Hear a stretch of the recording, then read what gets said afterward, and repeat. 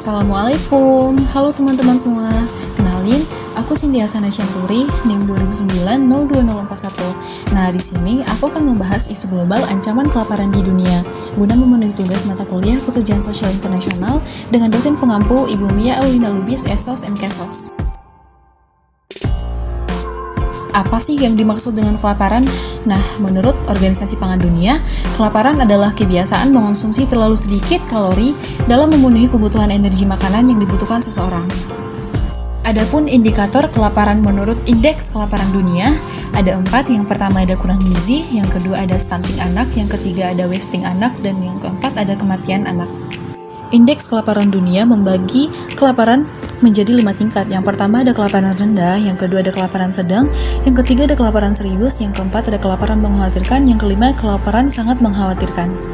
Negara dengan tingkat kelaparan terparah menurut Indeks Kelaparan Dunia tahun 2022 adalah yang pertama Chad, yang kedua Kongo, yang ketiga Madagaskar, yang keempat Afrika Tengah, yang kelima Yaman dengan skala kelaparan 37,2 sampai dengan 45,0.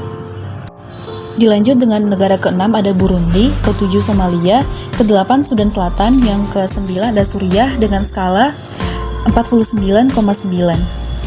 Selanjutnya, bagaimana dengan Indonesia?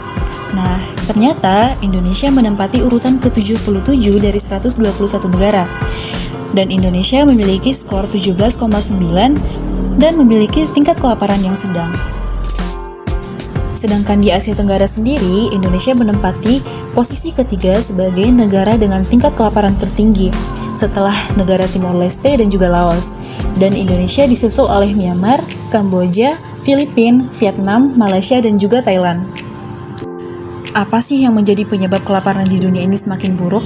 Yang pertama ada pandemi COVID-19 yang memperburuk ekonomi makro dan membuat jutaan orang kehilangan pekerjaan. Yang kedua adalah perubahan iklim yang membuat gagal panen, memperlambat produksi pangan, dan juga memperburuk kemiskinan dan juga kelaparan di dunia. Penyebab selanjutnya adalah konflik, karena berdasarkan data, 60% orang kelaparan di dunia adalah mereka yang hidup di zona konflik. Selanjutnya adalah bencana alam yang mengganggu dan menghilangkan akses terhadap pangan. Penyebab ancaman kelaparan di dunia semakin buruk yang terjadi akhir-akhir ini adalah perang antara Rusia dan Ukraina yang menyebabkan terjadinya kenaikan biaya dan juga penurunan produksi, menaikkan harga pangan, bahan bakar, dan juga pupuk global, dan juga mengganggu distribusi pangan ke seluruh dunia. Fakta-fakta di lapangan saat ini, sekitar 924 juta orang di dunia mengalami krisis pangan parah pada tahun 2022. Mayoritas orang yang kekurangan gizi ditemukan di Asia dan juga di Afrika. Nah, hampir 3,1 miliar orang tidak mampu membeli makanan sehat pada tahun 2020. Nah, 45 juta orang anak mengalami wasting, 149 juta orang anak menderita stunting, dan 39 juta anak menderita obesitas. Apa upaya yang dapat kita lakukan guna mengurangi dan mencegah terjadinya kelaparan di dunia? Yang pertama, meminta pertanggungjawaban pemerintah.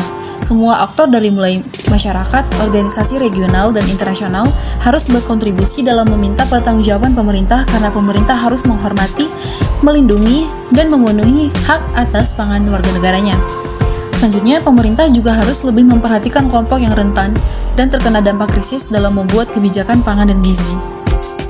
Solusi kedua adalah solusi cerdas iklim dan juga bencana alam. Untuk mencegah terjadinya kelaparan pada saat perubahan iklim, informasi peringatan cuaca harus mencakup seluruh masyarakat agar mereka dapat mempersiapkan diri dalam menghadapi guncangan yang akan datang.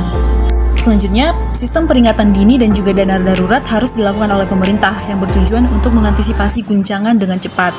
Pemerintah juga harus cepat tanggap dalam menganalisis dampak langsung dari bencana alam dan merespon dengan cepat kebutuhan-kebutuhan yang diperlukan oleh masyarakat yang terkena dampak. Upaya ketiga adalah memulihkan lahan yang tidak produktif dan edukasi petani kecil. Pemerintah, sektor swasta, dan masyarakat setempat secepatnya harus memulihkan lahan tidak produktif agar dapat menambah pasokan panganan bagi mereka sendiri. Para petani kecil juga harus diberdayakan dan diedukasi agar mampu meningkatkan produktivitas mereka sendiri. Para petani kecil juga harus diedukasi tentang metode penanganan pasca panen yang benar dengan peralatan yang sederhana agar mereka tetap memiliki cadangan makanan yang cukup. Nah, upaya terakhir adalah bantuan pangan dan juga donasi. Bantuan makanan, nutrisi, dan juga uang secara langsung. dan juga donasi melalui organisasi atau lembaga yang bertujuan dapat menyalurkan pangan ke orang lain yang dilanda kelaparan di seluruh dunia. Contohnya adalah World Food Program. Setiap harinya, WFP mengirimkan 5.600 truk, 30 kapal, dan juga 100 pesawat yang siap mengantarkan makanan ke negara-negara yang membutuhkan.